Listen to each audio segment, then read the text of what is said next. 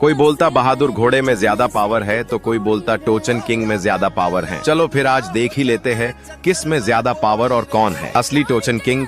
जो लोग बहादुर घोड़े को सपोर्ट करते हैं वो कमेंट करो, और जो लोग टोचन किंग को सपोर्ट करते हैं वो लाइक और सब्सक्राइब करो। सबसे पहले आती है बहादुर घोड़े की बारी। ये ट्रैक्टर इतना पावरफुल है कि एक साथ दो ट्रैक्टर को टोचन में हरा सकता है, और इसकी टॉप स्पीड है 60 किलोमीटर प्रति घंटा। अब आती है टोचन किंग की बारी। ये ट्रैक्टर एक साथ तीन ट्रैक्टर को टोचन में हरा सकता है, और इसकी टॉप स्पीड है 90 किलोमीटर प्रति घंटा। आप लोग कमेंट में बताओ कौन है असली